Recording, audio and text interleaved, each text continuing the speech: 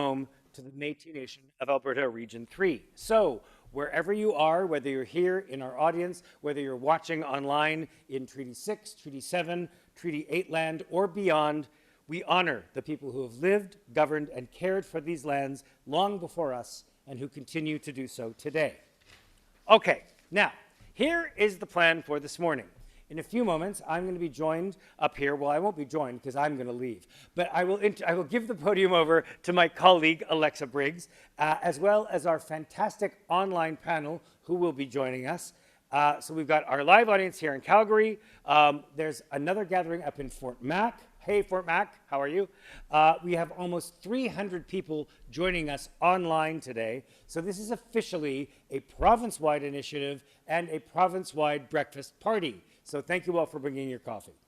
Now, today isn't just any event. This is the very first gathering under the newly refreshed banner, Nonprofits Vote. A big thanks go out to the Nonprofit Chamber and to our council for making this happen.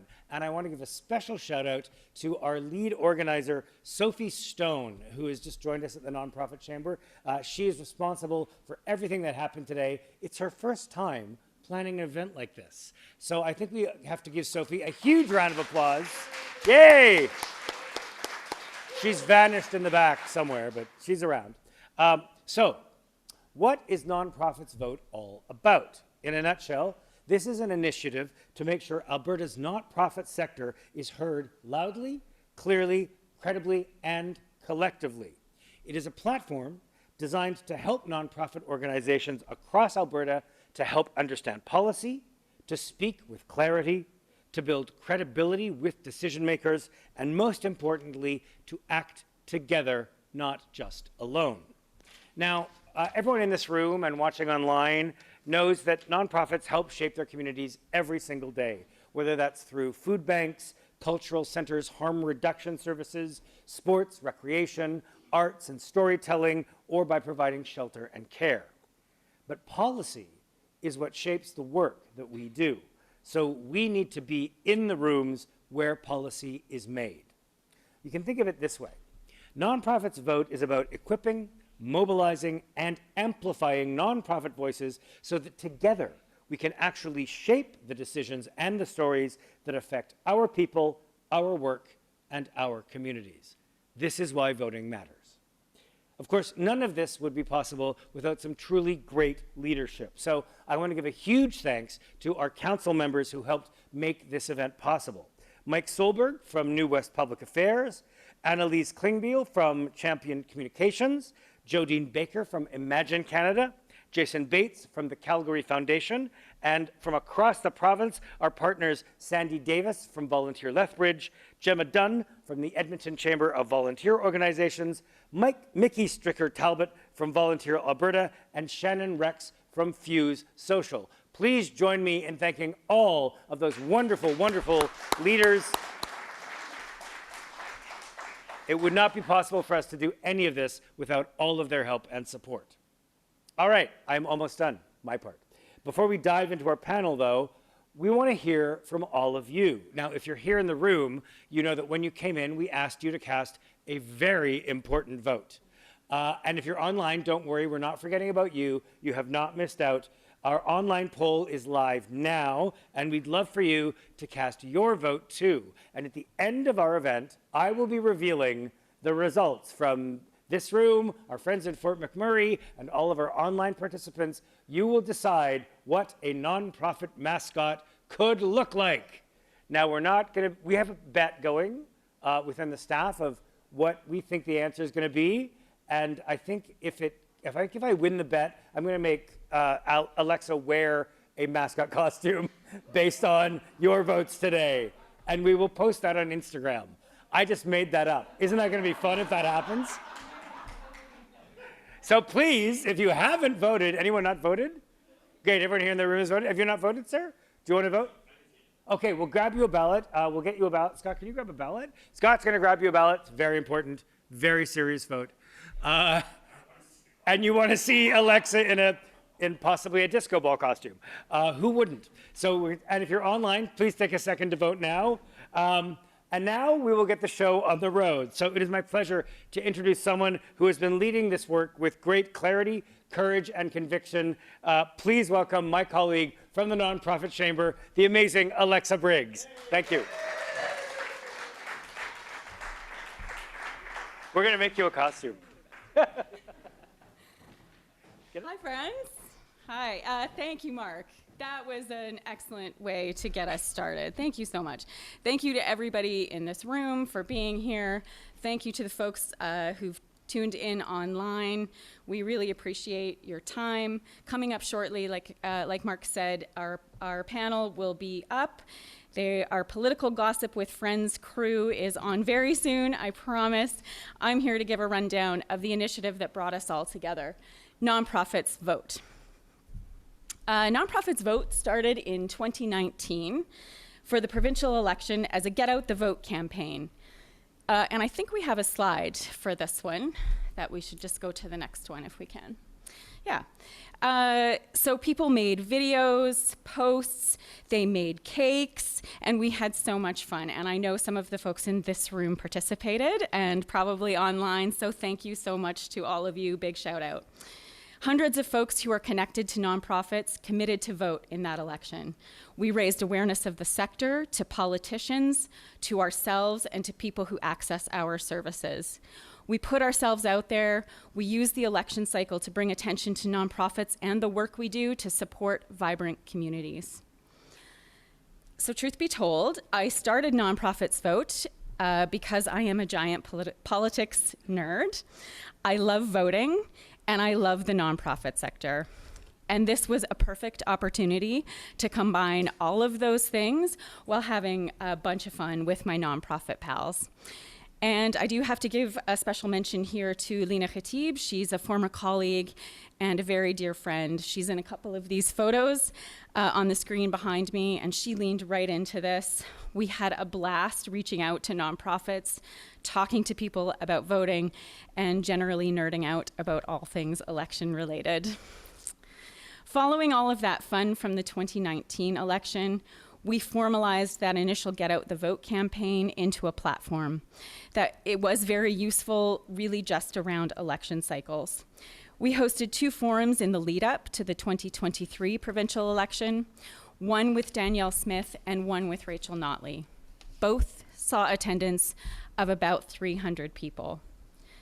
These are important moments for the sector to leverage, to remind politicians that we are a force, that we are a fundamental part of the social, cultural, and economic fabric of communities in this province. And part of the formalization of that platform was to identify a common set of policy priorities.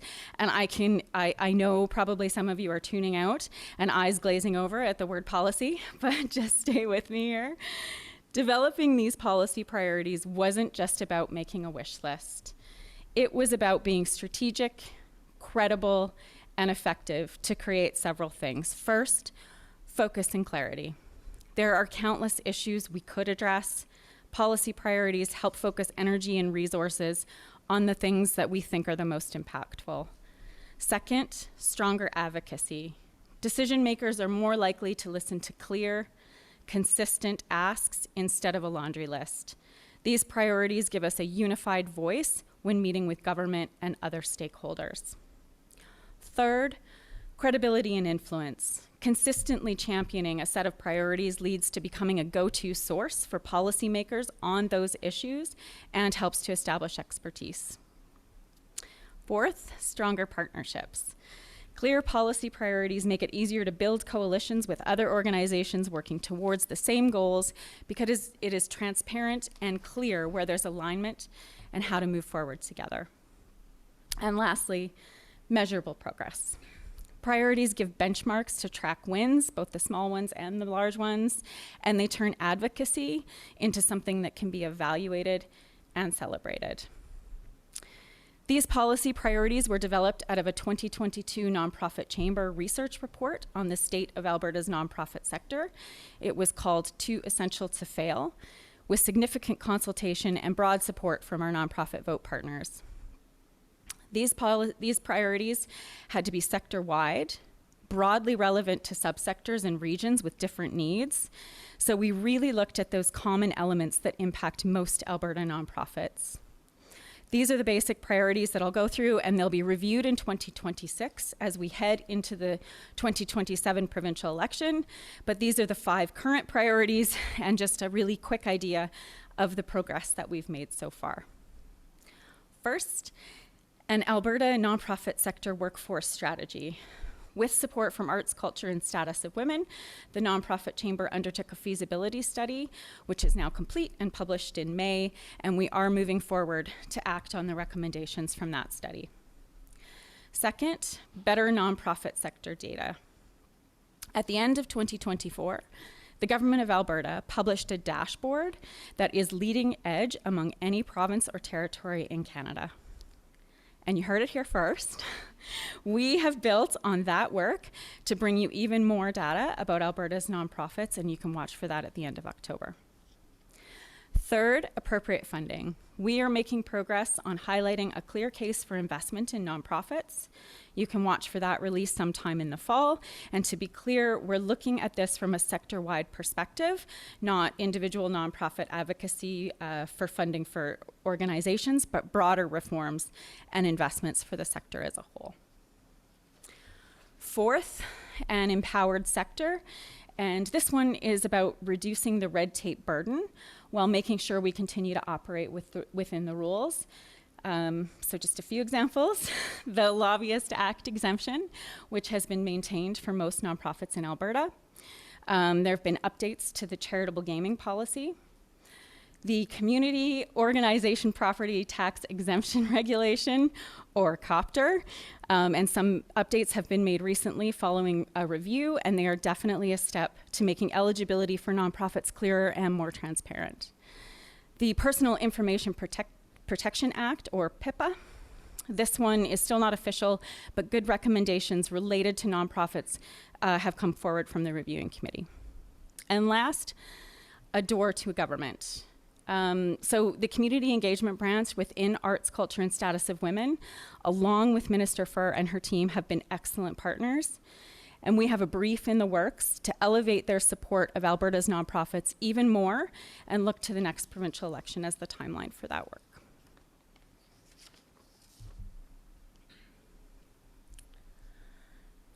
And now onto the big reveal for Nonprofits Vote. We learned a lot from our experiences over the last several years in carving out a space for sector-wide nonprofit advocacy, and we are evolving to meet that demand. The demand to advocate more boldly for Alberta's nonprofits, to unapologetically get political, and to create a community of politically engaged nonprofits. The refreshed approach to Nonprofits Vote has one simple goal: to put nonprofits on the political agenda. It will remain, as always, rigorously nonpartisan.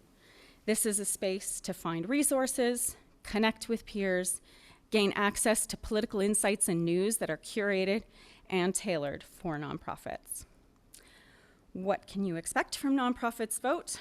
More events like this one, regular political updates and analysis, and a space to ask other folks engaged in this work about policy or advocacy questions, a place to share your work, and to get support from your peers.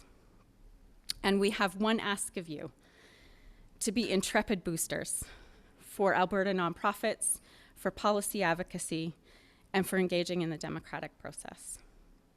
And I'm far too often asked why nonprofits should care about politics and why it's important to engage. Well, politics isn't just about elections or parties. It's about how decisions get made that affect our missions, our communities, and our work. And here's just a few of those ways. Funding and resources. I think we're all familiar with that one, but governments at all levels set budgets that determine what money flows to health, housing, social services, arts, and more. Policies shape problems and solutions. Poverty, housing, climate, equity, healthcare, these challenges are influenced by political decisions. And nonprofits see the frontline realities and can push for smarter, fairer policies. Third, amplifying community voices. Nonprofits often serve communities that don't have direct access to decision makers. Advocacy ensures those voices are heard in rooms where decisions happen. Fourth, protecting your mission. Laws and regulations can enable or constrain our ability to operate. Examples like charitable status, zoning, bylaws, tax rules, etc. And if nonprofits don't weigh in, those decisions are made without us. And lastly, building partnerships. Politicians and governments are often looking for partners to deliver programs. Engaging in politics opens doors to collaboration and influence. If we don't speak up, policies will be written about those voices of the people we serve, and our missions risk being limited by rules we didn't help shape. And I know that there is legitimate concern about the risks that are associated with engaging in policy advocacy, but those risks can be managed. First and foremost, stay nonpartisan without compromise. Getting political does not mean partisan. In Canada, nonprofits and charities are explicitly allowed to engage in public policy dialogue and development. As long as it's nonpartisan and tied to our mission, just stay within the rules. And I am going to spend just a little bit of time on this one and go through a few ways to stay on the side of nonpartisanship. One, focus on issues, not parties. Advocate for policies, not political parties or candidates. Frame your work around community needs, evidence, and solutions. Two, educate decision makers. Provide research, stories, and data to councillors, MLAs, or MPs, or their staff. Offer briefings or tours to show the impact of your work on the ground. Third, mobilize communities. Encourage your members, clients, or supporters to vote and participate without telling them who to vote for. Share tools like issue guides, candidate questionnaires, or public forum invites. Fourth, build relationships across the spectrum. Meet with elected officials and staff from all parties and all orders of government.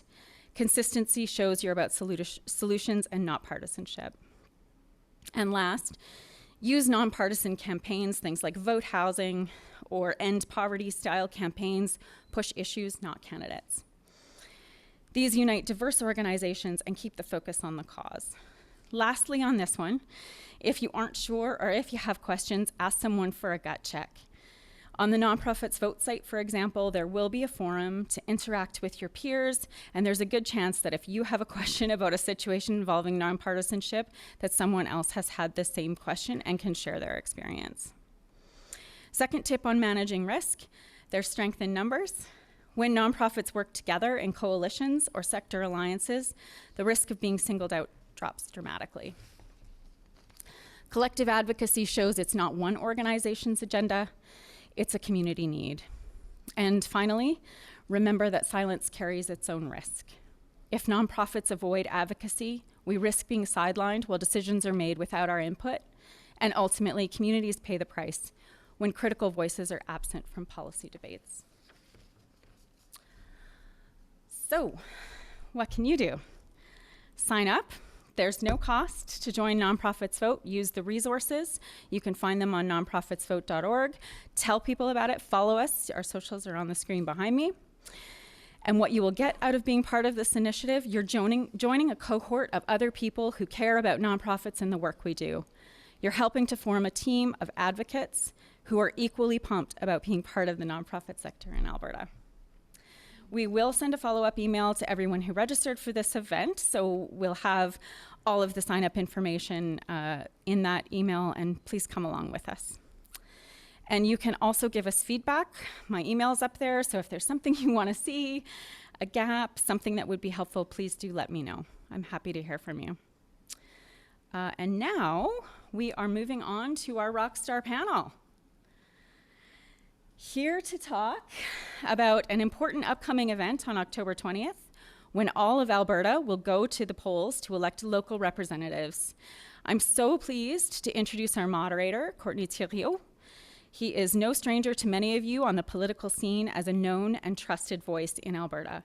Courtney is the current host of Midday on 880 CHED, former City News reporter. He brings fresh perspective to local and national stories, keeping Edmontonians and all of us political watchers informed about what's happening in their city and beyond. Courtney. Do we have Courtney?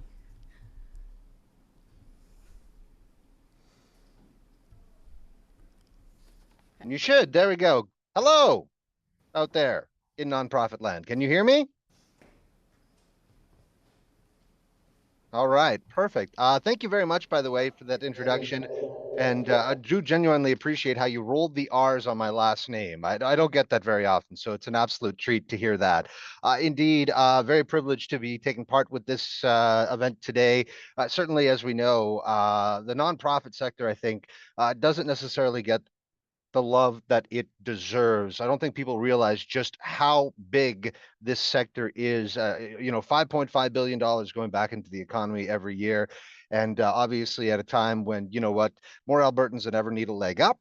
And we want to make sure that those in the nonprofit sector who need a leg up themselves more so than ever because of some of the challenges being faced by the industry receive that. And so certainly the political conversation, a big part of that, and we're going to want to hone in specifically on what is happening this October 20th as municipalities across the province will be electing their new mayor and council. And so to run through what this new landscape looks like with political parties, we've got just a real superstar studded gang of folks to help us through this. And I want to run through who we've got today and just let you know the expertise that is at your disposal as we have this conversation over the course of the next hour. Dr. Lisa Young, one of the folks that I have regularly on the show on 880 CHED, political scientist, former Dean of Graduate Studies at the U of C, a leading scholar when it comes to Canadian politics, political parties, gender, and Alberta politics,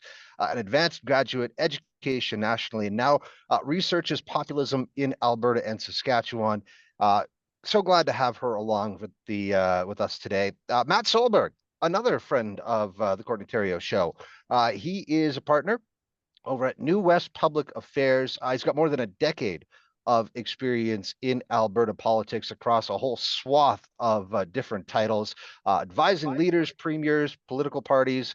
He's led major campaigns, shaped party unification, leverages strong relationships across government, opposition, and media to advance priorities when it comes to things like healthcare, environment, energy, and labor. We got Philippe Fournier as well. You might know him from Twitter if you are big into the political polling world. He's the creator of one of my favorite sites, 338 Canada. Philippe, known for his polling-based election forecasts, which analyze electoral history, demographic data, and opinion polls. He's actually a physicist, in addition to being a political analyst. So very cool with that. And he writes for L'Actualité magazine, teaches physics and astronomy at Cégep de Saint-Laurent in Montreal. And finally, but certainly not least, we've got Amanda Jensen with us as well. 20 years of experience in nonprofit leadership, municipal government, and adult education. Amanda has driven innovation, equity, and collaboration across Alberta's social sectors, and most recently, Executive Director of Volunteer Lethbridge.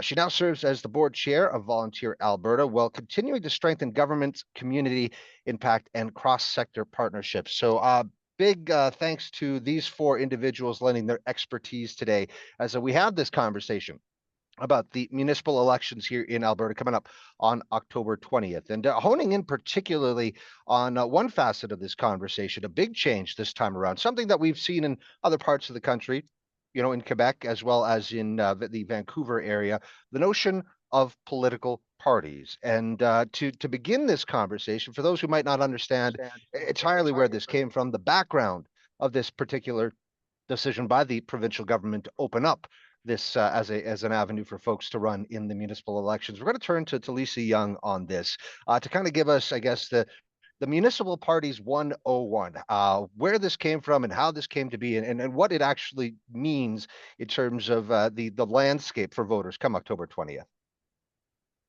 Okay. So thanks so much, Courtney. And so thank you for the invitation to speak. I really enjoy being able to engage with this group. I'm going to wear my political science hat for just a minute. So, pretend you're back in university. And I'm going to make the case that you would find in a political science textbook for having political parties in municipal elections. And that case would be basically that one of the real problems in municipal elections is low voter turnout, but also low information voters. What political scientists call people who just don't follow politics all that much and then find it overwhelming to try to do the kind of research that they would need to do to figure out who all of these candidates are and which one of them comes closest to their views. And so the theory here about political parties in municipal elections is that if you have parties, it's what we call a heuristic device, or sort of a mental shortcut for voters who can then say, oh, well, I'm a conservative or I'm a progressive, so I'm going to vote for the person that my team has endorsed, and then I will actually go out and vote because I don't need to do the work of figuring out who's who and what they stand for. So the theory, at least, is that having political parties in municipal elections should at least increase voter turnout and potentially ensure that people vote for a candidate who really does come closer to their views. Now, a lot of this theory really presupposes that the labels that are put on parties have meaning. And in most countries, when Canadian political scientists go and explain how our parties work in the rest of the world, they look at us like, are you sure?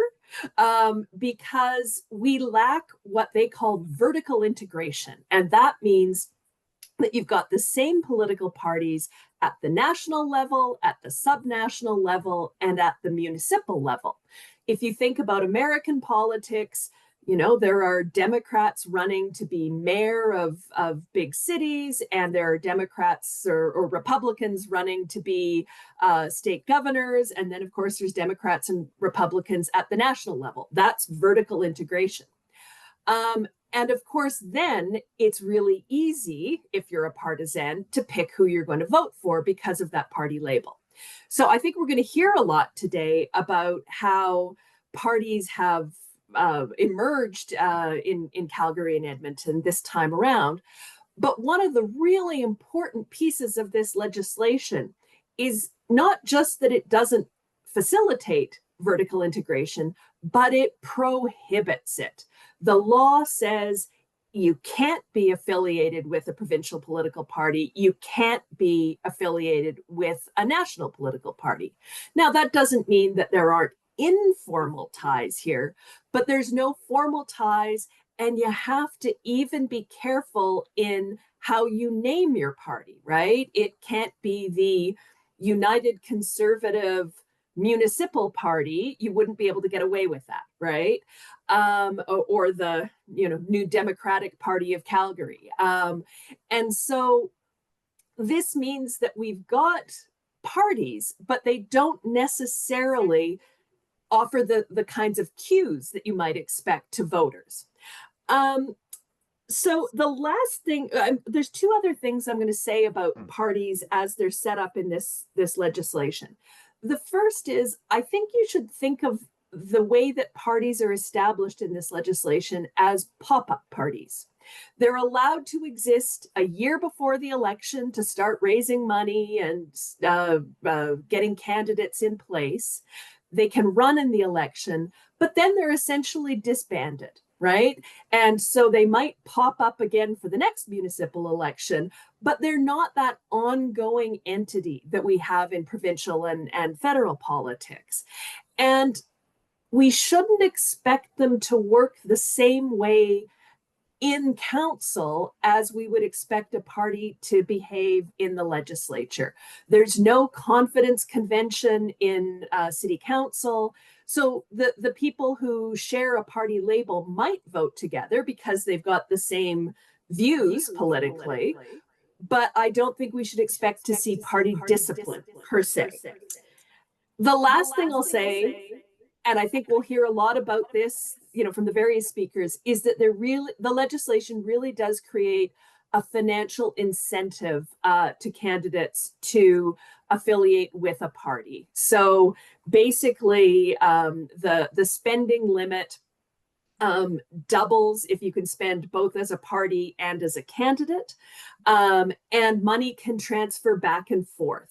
So there are certainly some pretty strong incentives here toward affiliating with a party. Now, there may be disincentives if people don't like the idea of parties. So I think that sort of sets us up with the legislation, and I think that lets Matt talk about the politics of it all. Indeed. Thank you very much for that, Lisa. Certainly a terrific poli-sci 101 perspective on what this all means. And by the way, I do want to let the folks out there watching right now know that if you have a question, if there's something that is leaving you scratching your noggin, you can actually just get a hold of us, submit a question on the Q&A component here in the Zoom meeting, and we will do our best to submit your queries to our expert panel here as we progress over the course of the next 45-50 minutes here. Indeed, it is time to pull in Matt Solberg, obviously a man who knows the insides and outs of Alberta's political sphere about as good as anyone. And I guess I would just want to start with, I guess, the central tenet of what this legislation is supposedly trying to do, according to the government, which is to help folks identify more effectively who these candidates are, what their political, quote unquote, political affiliation is. Do you think that this is something that is necessary at a municipal level? Because again, it's a completely different beast in terms of the type of politics that we typically see, in contrast with the provincial and the federal level. No, that's a great question. I wouldn't say it's necessary by any means, and in fact, if it was, you would see more of these political parties in the municipal races trying to find creative ways of affiliating themselves with various ideological perspectives. While you can't have a united conservative municipal party, you could have a party, that is branded more, more conservatively or more progressively, but these parties and these candidates have chosen not to.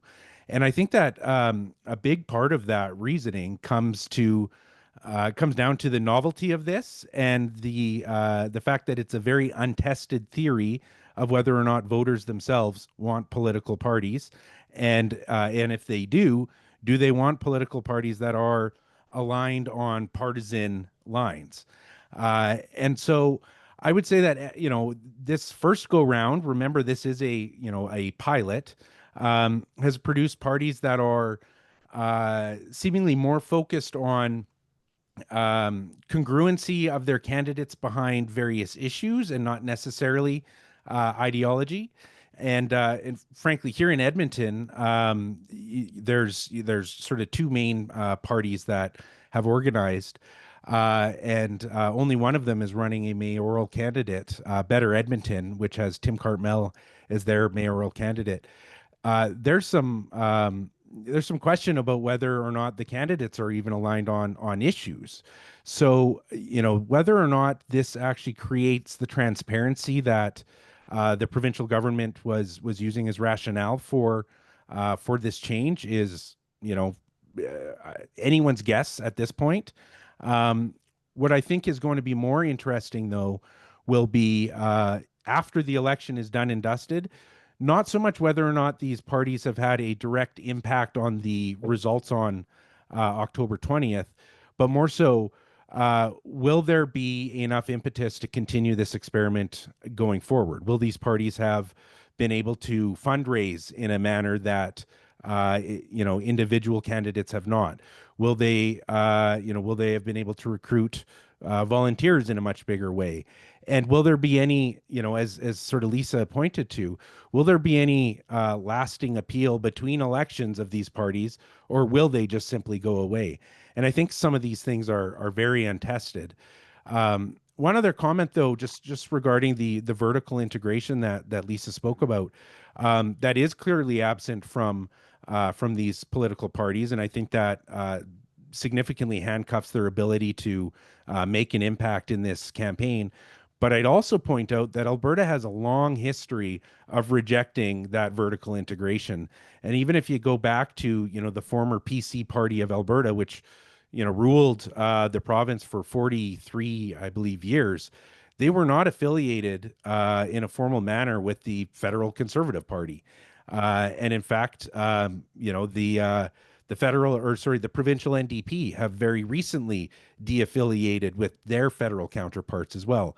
And of course, the UCP is, they're like-minded in terms of their ideology, but they're not affiliated with the federal party. And I think that goes back to the belief that, Albertans may appreciate they appreciate the ability of political parties to organize and to make voter choices a little bit easier on the one hand, but they really don't want, certainly at the provincial level, a provincial party being dictated to by a party in Ottawa. And I would argue that if political parties at the municipal level are to succeed, voters are not going to want to see marching orders come down to candidates in Calgary from, the legislature in Edmonton, for example. So that vertical integration, I think, is helpful in some places, but probably not here in Alberta.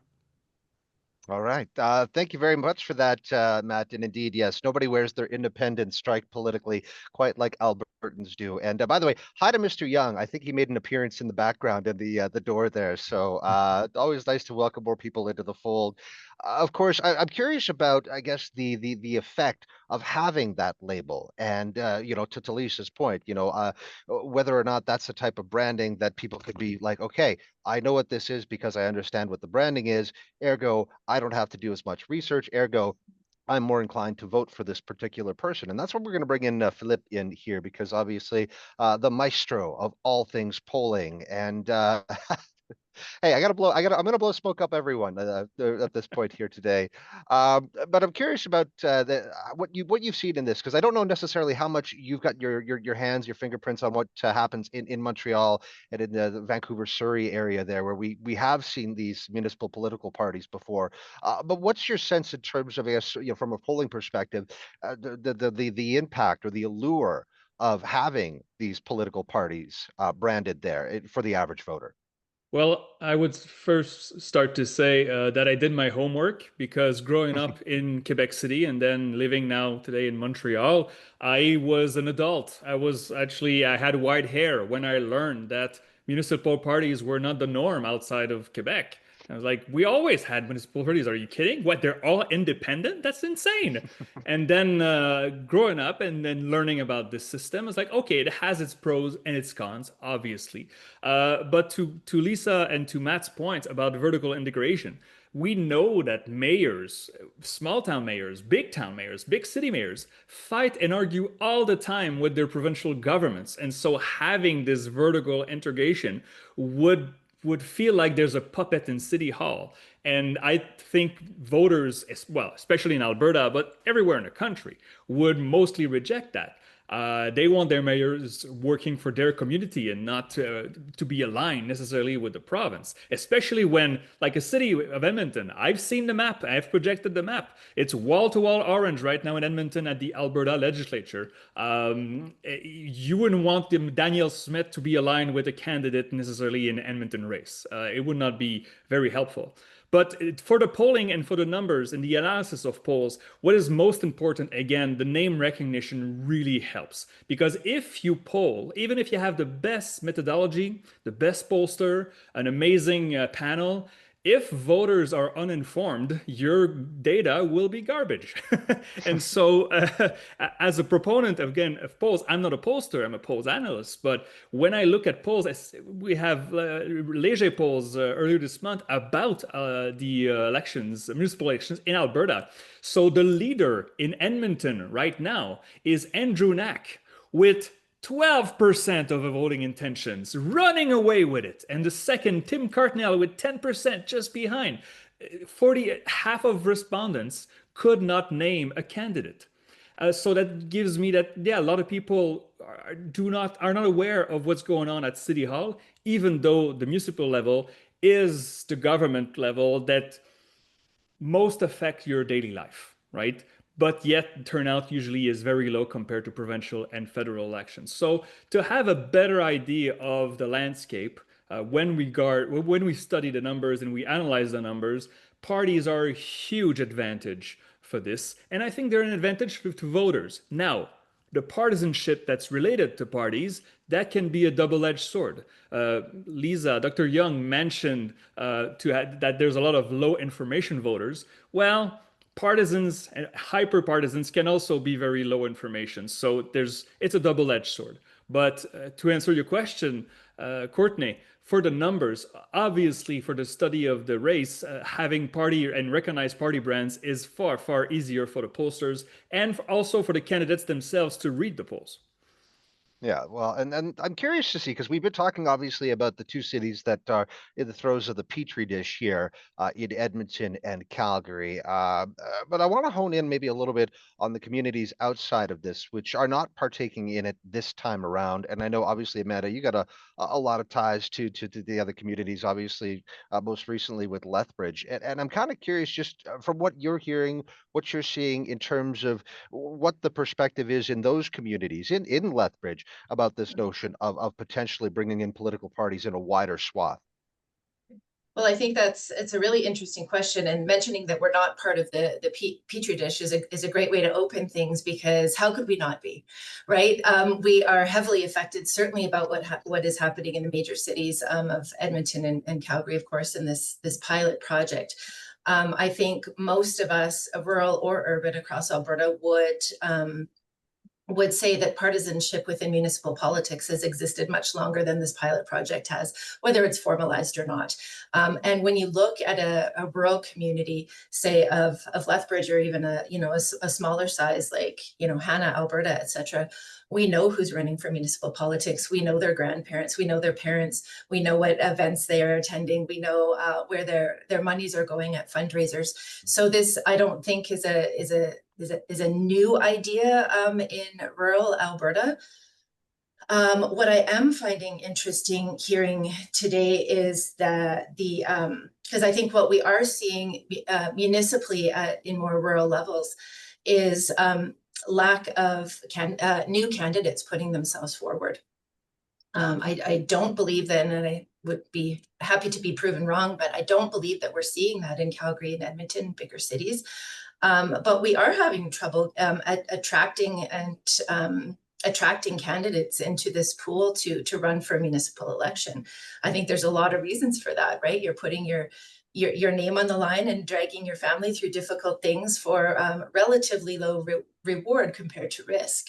And so a new thought for me today, as I've been listening to this panel, is whether the financial incentives of potentially aligning oneself with a political party at a provincial and federal level might be more enticing for rural residents such as myself to run for a municipal seat. So I think that the other thing that's really interesting to me as I think about the nonprofit sector in rural Alberta and how it relates to this pilot project is certainly, Lisa, so glad that you brought in the notion of trust and of some sort of feeling of knowledge of who you're voting for, because they're aligning with the party. We understand some of the basic value systems and sets that go along with that. But I'm really curious about how that really will play out in terms of municipal governance, when we're talking less so about some values-based issues, but more about how garbage is collected and how parks and cemeteries are operated, and how even things in Lethbridge, for instance, about how airports are funded and how we attract tourism to smaller places, etc. So I'm really going to be curious to see about the issue of trust that's been brought up versus the issue of actually the business that needs to occur within a municipality that affects us on our day-to-day life, rather than at a more provincial or federal level, where it might be harder for the average Albertan or Canadian to see. Yeah, well, it certainly it's worth mentioning that Municipal Affairs Minister Dan Williams obviously has waded in this conversation recently. And to your point, Amanda, made it very clear that you know what, at the end of the day, snow clearing, it's not left or right. And so it'll be curious to see how this does play out should candidates from these political parties be elected at the municipal level. Back to Lisa on this one here, and certainly we've heard opposition against this motion from several groups, including, I think, most notably, Alberta municipalities, the group that basically oversees, you know, the municipalities. What's their objection to this, and why have they been so strenuously against the notion of political parties? Yeah, I think we've seen a lot of negative reaction to the idea of political parties, and I think there are probably some different dimensions to this, right? Uh, there has been significant tension, I think it's fair to say, between the municipalities, you know, the municipalities themselves, but also the association and the provincial government. And I do think that there's a perception that the impetus for this is partisan in a sense, that the province wants to see different outcomes in big city elections. And so there's a bit of a defense of, you know, the people who won last time around. They're the ones who you know, are the members of the Alberta Municipalities Association, right? But I think there's also a deeply held belief that we've heard from a number of the speakers on this panel today, that a lack of overt partisanship is a value in municipal politics, that the kinds of issues often lend themselves to, you know, mixing across party lines, or political lines, and that some of the issues are inherently apolitical, that they're about land use or garbage. And you know, you can make an argument that those are partisan and can be ideological. But that said, you know, there is a strongly held belief in many quarters, particularly among people who are actually, you know, elected to municipal office, that not having party ties formally is, it lets them do their jobs better. And so I think that's part of the rationale for the Alberta municipalities. Yeah. Well, I guess just to kind of build on something that Lisa mentioned there, Matt. Certainly, you know, I mean, as a host of a talk show here in 880 Ched, the number of texts that I get that complain about the socialistic city council, the communist city council, a lot of that driven, I think, by the fact that, you know, there is a contentious relationship between the councils and the provincial government, and that certainly you could say, I think, fairly safely that the councils do lean progressive in terms of their political bend. So with respect to that, how much of this policy do you think has been driven by the fact that, you know what, the province really wants to nudge voters into saying that, you know what, hey, these are socialists, these are communists, if you will, and to try maybe get someone more aligned with their perspectives in house, in council? Yeah, well, look, I think that that is, you know, if you're chatting with folks in the provincial government privately, I think, you know, a lot of them will say, like, you know, we do hope that this leads to, at the very least, more informed voters so that they know what they're getting. If, you know, some will take it a step further and say, yeah, we'd love to influence the outcome and have more conservatives on council. But at the very least, they're saying, you know, the electorate should know generally, you know, if Councillor X is elected, that they are, you know, a fiscal conservative type candidate who's going to be looking at core municipal services and not, you know, not looking to duplicate services that might be delivered federally or provincially. Um, so you know, I do think that that's a motivation on this for sure. But I would say that even in that scenario, if you have uh, say a conservative mayor and you know, by and large, a conservative council, the provincial government shouldn't count on that council somehow being more friendly or laying down the swords in terms of their relationship with the province. Because at the end of the day, municipalities rely, like in a large extent, on cooperation, funding, and other partnerships with the province that, we've seen if municipalities don't fight for, they don't typically get. And so it'll be interesting to see. And I won't predict that the outcome of this election is going to produce a councils with party mandates or even sort of cohesion between candidates. But I am interested in seeing what this looks like next election, because again, I think this is so new and so novel that the candidates and the voters aren't really sure how to react to the system at play right now. Again, you have candidates that are party affiliated, but not around an ostensibly sort of partisan outlook. And so, if I don't know anything about politics and I see Better Edmonton or Communities First, that doesn't tell me much. And even digging, but digging a little bit below the surface of that, there's a lot of room for disagreement amongst some of the candidates on these, on these slates or in these municipal parties. And so, whether or not this produces a transparently more progressive or more conservative council, I have some doubts, because I do think that, is it fiscally conservative to, cut city budgets so that all of a sudden, you're not getting garbage collection every week and now it's every 2 or 3 weeks? Is that a fiscally conservative position? A lot of conservatives, I would argue, would say no. That is a core municipal responsibility. That is something that needs to be done, more often and more efficiently. Cut something else over here. Cut something else that we think is not a municipal responsibility. There's a lot of talk about, the climate action that municipalities are taking. Well, there's an argument that some are making that, that is an environmental responsibility, therefore should be left to the provinces. Is that the kind of thing that a conservative council would cut? Or are we looking at, what is, in my view, more likely, which is decisions being made on the merit of the policy in front of them, as opposed to some kind of groupthink that they have come up with over the course of this campaign that really won't apply to the kinds of decisions that a council is going to have to make. You look at the polling, by far the number one issue amongst the electorates in both Calgary and Edmonton is affordability and taxes.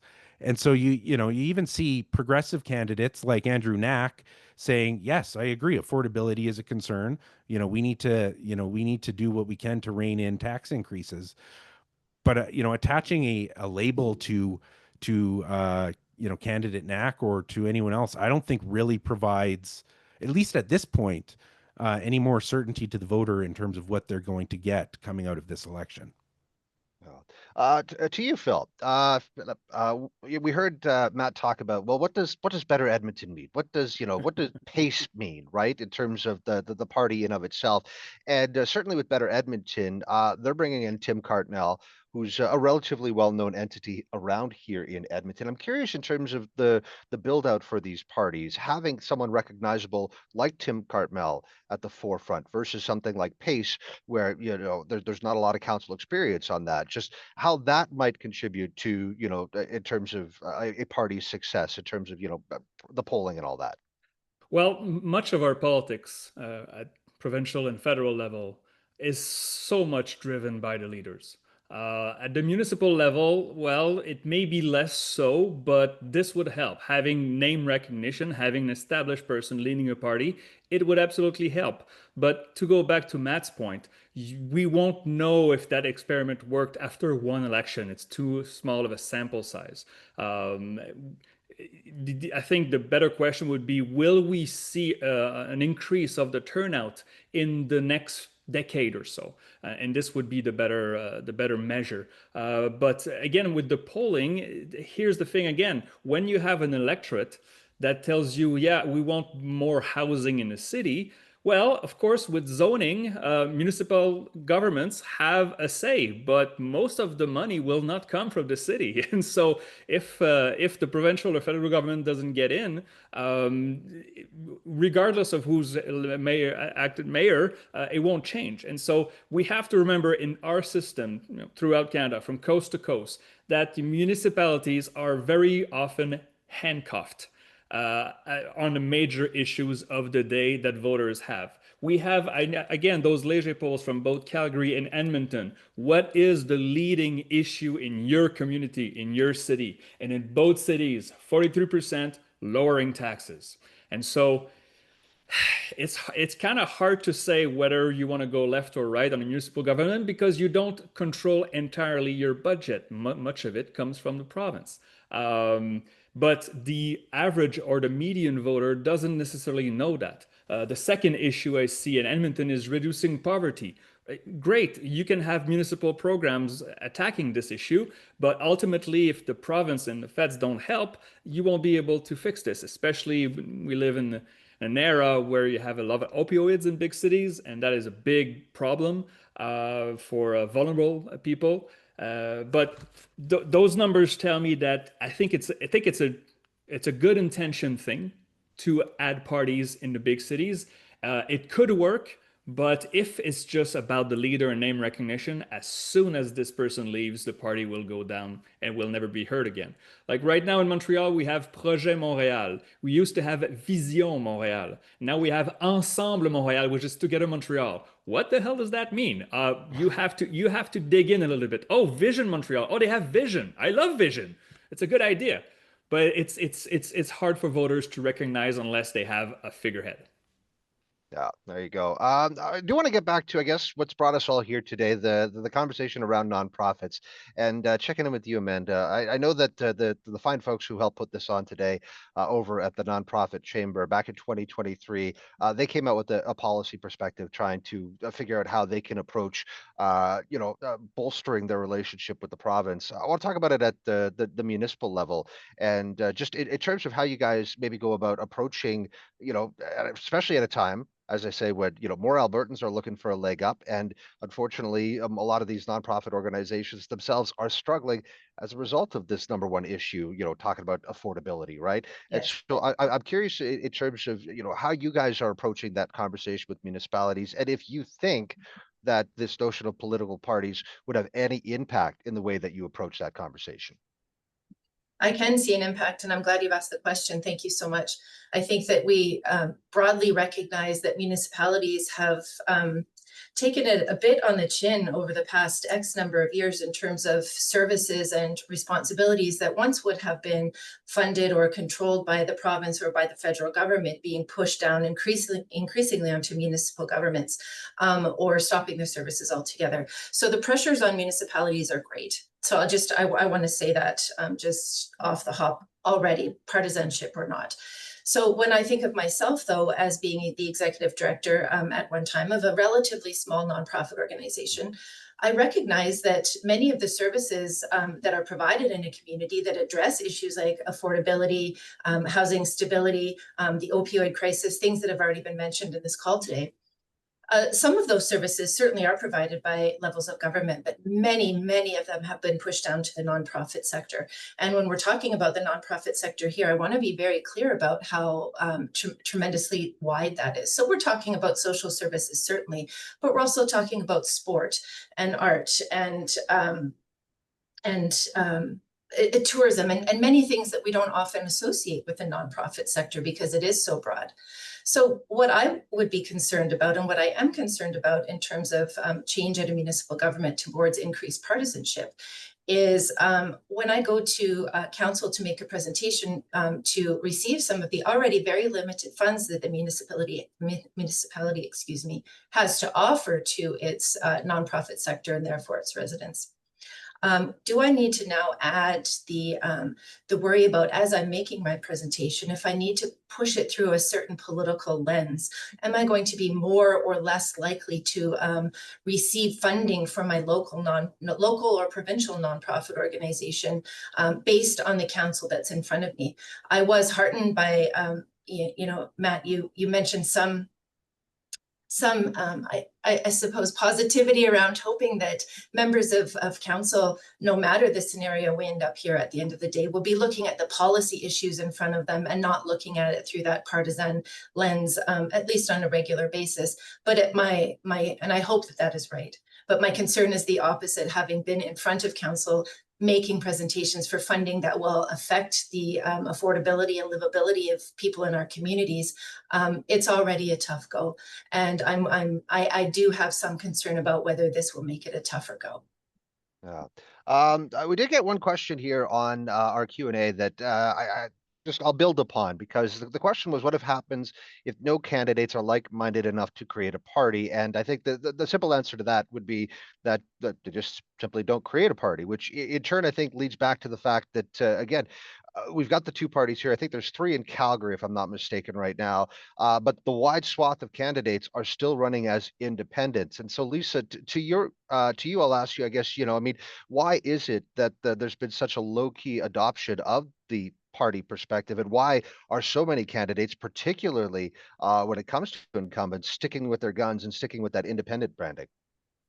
Yeah, I mean, I think that's a really interesting question, and it speaks to the points that have been made about how this election is really it's trial and error, that you can see the learning going on, right? And there are different actors who have come to this with different theories of how this is going to play out. And so we've certainly seen, there are some candidates who are convinced, at the one extreme, that not affiliating with a party is actually a positive, that it makes them more appealing for the reasons that we've talked about, right? I'm not going to be tied to some party ideology. I will do what's in the interest of the people of, Calgary, Edmonton, right? And so Jeremy Farkas, I think, stands out for me as an example of that in the Calgary context. At the level of councillors, I think incumbents certainly, for them, typically incumbents can expect to be reelected in municipal elections. Now, the context is a little bit different this time around because there's been such a backlash against some of the decisions that council has made. But typically councillors are running on name recognition. And so then why associate yourself with a political party that might somehow take you down, right? And I think there are a lot of calculations that are being made here with very little information about whether there are coattails here. Is it, can you coast on a popular mayoral candidate, or is that mayoral candidate actually coasting on your name recognition, right? So lots of different calculations being made and not a lot of information to base them on. Yeah. Well, one of the things I guess that would go into the calculus is essentially, if you do run under the party banner, you have a little bit bigger of a kitty. There's more money in the pot, right? As we've established, you can donate, I think it's $5,000 for a slate of candidates, one candidate, multiple candidates, whatever. That's the limit for an individual, but that you can in turn put $5,000 towards a political party. And to you, Matt, I'm kind of curious about your take on this, because a lot of folks will say, well, you know what, the UCP is talking about trying to level the playing field, make sure that everyone's well informed, that everyone has an even shot at this. But some folks will say that, you know what, having this additional fund go towards the party, if anything, actually kind of unlevels the playing field. Yeah, and I think that's an argument I hear. I also hear, though, that in previous elections that progressives had an advantage because labor unions and progressive groups were organizing behind and supporting like-minded candidates. So I do think it kind of cuts both ways. But what I'll say is the one impact of the parties that we haven't really talked about and we haven't seen yet and won't until the 20th is their practical on the ground organizational support. When you have a a slate of 12 counselors under a party banner that are running. The name and the recognition of that party may not be a significant benefit, but in terms of your get out the vote organization and capacity, it could, because you're now having volunteers fan out across the city, across all of the wards in the city, to identify supporters for that counselor, but also for the mayoral candidate if there is one. And it may lead to, what feels like minimal impact on political parties right now.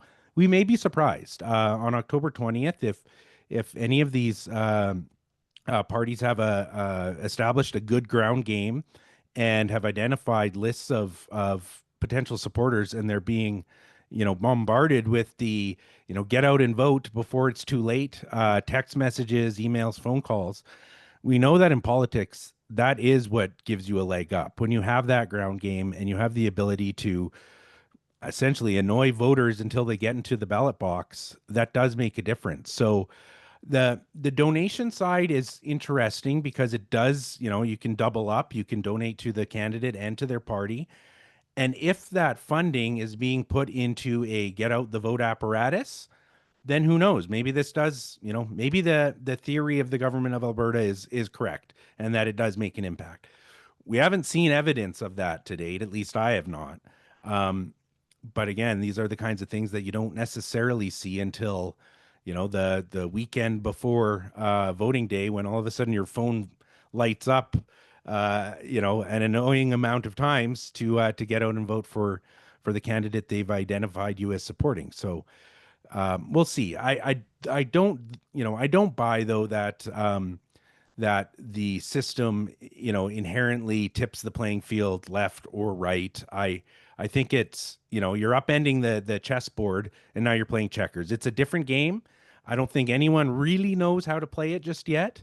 And if they do before the 20th, great. I'm not convinced that that's going to happen though. Yeah, for all we know, it actually might be part cheesy. We're not entirely sure what this game looks like right now.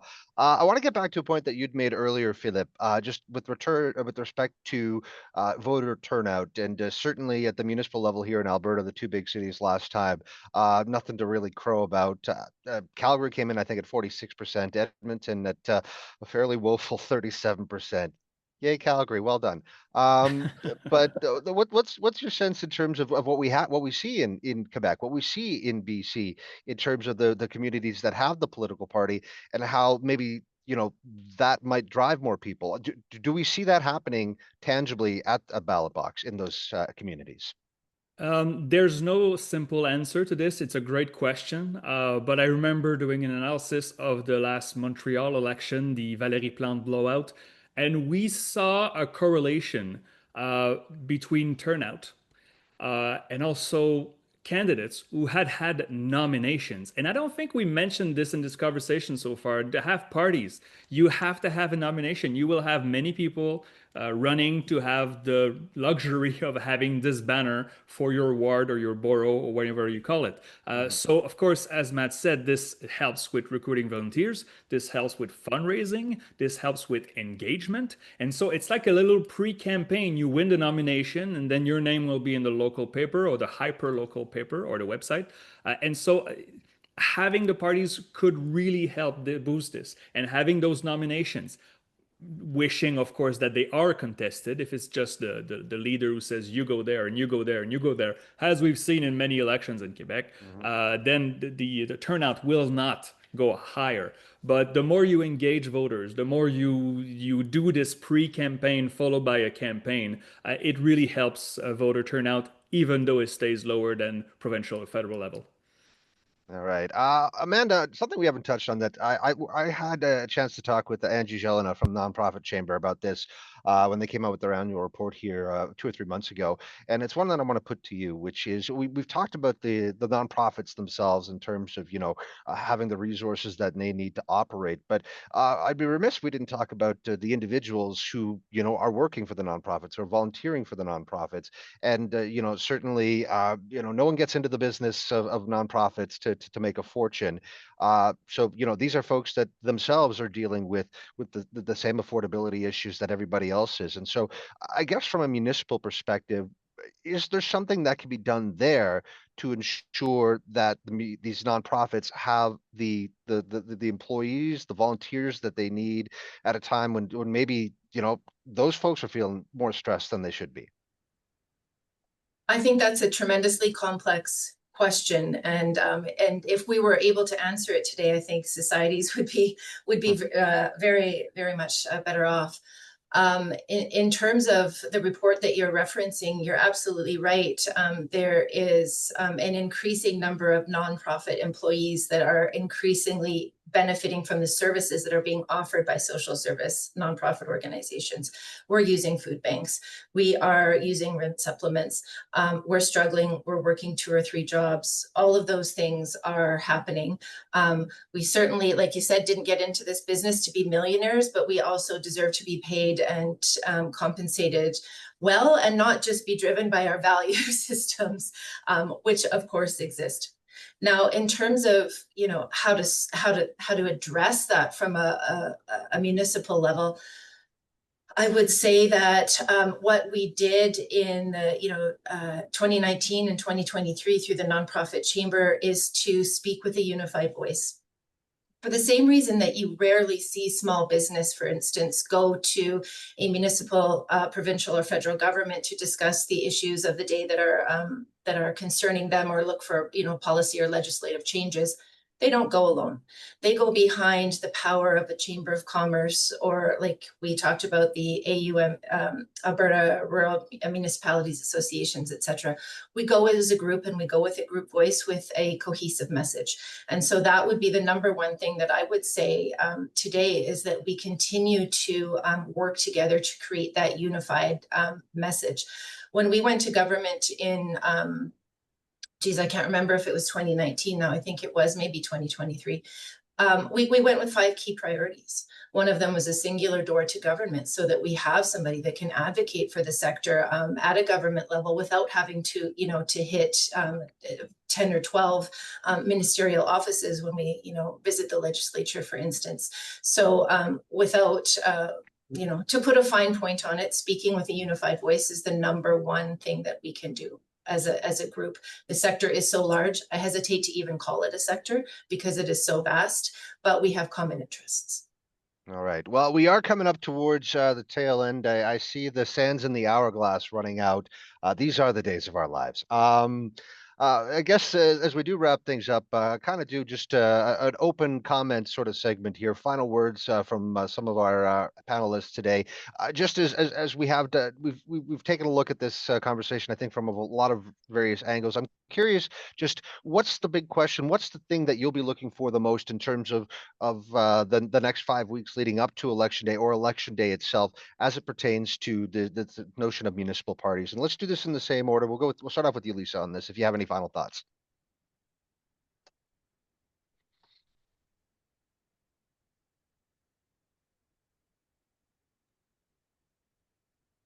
Okay. She's thinking. There we go. Oh, we got you. We got you back. It was, yeah, you had a very good freeze frame. It was very, very the thinker. And this means that I missed some of the question, but I will. I'll carry on. Yeah, I think in terms of what I'm looking for, and you know, I'm very much thinking about the Calgary race just because it's right in front of me. Is just whether there's sort of something that breaks through the kind of the chaos of the conversation. It's such a weird race in Calgary. You know, we've got an incumbent mayor, but it doesn't feel like it's a certainty that she'll be reelected. We've got sort of a do-over of the 2021 election. You know, we've got the 2 other leading candidates, and then we've got parties layered on top of that, right? So it's going to be such a strange election from that point of view. And you know, I don't know if it's parties or something else that's going to cut through that, or if it's just going to be, you know, a race where whoever wins has the, you know, a very limited mandate in terms of their electoral support. Matt, final thoughts? Yeah. 2 dates that I'll be looking at in advance of October 20th. The first being September 22nd, which is nomination day. That's when we will see, the full slate of candidates that will be on the ballot. And more importantly, or most importantly, in terms of this conversation, whether or not they are affiliating with a political party. And I know that there's a lot of eyes right now on a couple of the better Edmonton candidates who have in some ways sort of broken rank with themselves and with their leader around the blanket rezoning issue. And so will they affiliate with Better Edmonton on the ballot or not? I think we'll know soon enough. The other date is September 30th. A very important change that the province brought in ahead of this municipal election is requiring candidates to disclose ahead of the vote their donors and their spending, at least up until July 31st. And so I think on September 30th, we'll get a sense of who is likely to have that big war chest, who is likely to have the funds in the account, ready to go to spend big on get out the vote campaigns and direct voter engagement. That's where I think we'll really get a sense of, have political parties made a difference? Will they make a difference? If the candidates affiliated with political parties aren't showing a big advantage in terms of the funds available to them for the remainder of that campaign, then we may already know our answer about whether or not these parties are going to have an impact. So those two dates are coming up quick. I'll be looking at those pretty closely because they will, in a lot of ways, be a barometer, I'd say, for how these election campaigns are going to turn out. All right, thank you for that, Matt. And I just want to throw something in here because this is an interesting point. Lisa was talking about how interesting the race in Calgary is going to be this time around. You actually have to go back to 2004 here in Edmonton for the last time that there was anything resembling a contested race. I think the closest race that we've had at the mayoral level is somewhere in the neighborhoods of a 23% discrepancy. It's been blowout after blowout after blowout. And so certainly, obviously, keeping an eye on the polling leading into this. And so with that in mind, Philippe, just your final thoughts on this. I would say during a municipal election, be very wary of polls because pollsters, national pollsters, are usually a little bit, they are chilly on polling on municipal elections. They don't want to break their face on it. And lots of pollings that you will see will be internal numbers from candidates. And so please beware, go to the professionals and be careful for misinformation. Okay. Final word to you, Amanda. Again, obviously, we're here today trying to tout the nonprofit sector in this province and obviously what's at stake for it. And so just your final thoughts on the conversation today. Well, I agree with panelists with what's been said today is that there will be little proof in the pudding with a one-year pilot program. And so I look forward really to seeing what happens in the next 4 years post October 20th, so that we can see how this actually plays out in our bigger centers. Lethbridge will be watching, Medicine Hat, Brooks, Alberta. We're all going to be watching. It will be interesting to see if engagement does increase, but look forward to the continued leadership of organizations like the nonprofit chamber, so that we can address these things, like I said, from a cohesive perspective rather than trying to go it alone, because I think we really are, as a nonprofit sector, we've been up against it for a long time and there's no end in sight. All right, thank you very much for that. And unfortunately, we've run out of time. I was going to ask each and every one of you for your predictions, so you're off the hook this time. I predict we'll be talking about this again in 4 years. That's my prediction. I like that prediction. I'll put a hundy on that.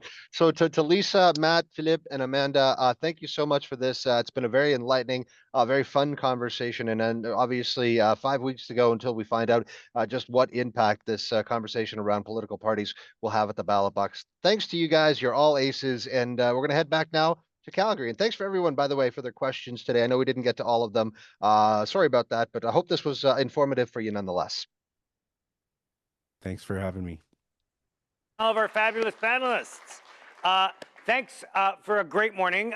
Thanks to all of you here in Calgary, our friends up in Fort McMurray, everyone joining us online. You have all helped to make this Nonprofits Vote event something really special. Now, I can't send you out back into the world without the most important thing that you've all been waiting for, our poll results. The votes have been counted, and we have a final winner. It's going to come up on the screen. Maybe, maybe not. It's trying. There it is. A phoenix. That is what you voted for. So Alexa will be wearing that costume. It's underway right now. We're manufacturing it. Look for our next event. You'll see Alexa wearing that. It's going to be great. A few things before we send you out. Keep an eye on your inbox, please. We'll be sending you an email shortly with all of the information from today. Don't forget to follow us, Nonprofit Votes, on social media to keep up with everything that's going on. And circle this date, April 23rd, 2026. That is our next big conference, and we would love to see you all there. So for our folks here in Calgary, don't run off yet. If you want to join us outside, we've got some swag for you. You can get your own Nonprofits Vote sweatshirt, free of charge. We've got more snacks, cookies. Grab a photo in our photo booth to prove that you were here. To all of our online guests, thank you for joining us today. We hope you'll be part of everything that we're building here at Nonprofits Vote. And on behalf of us, the Nonprofit Chamber, and our amazing team, thank you. This is just the beginning. So grab a cookie, take a photo, get some swag. Have a great rest of your day. Thanks for being here.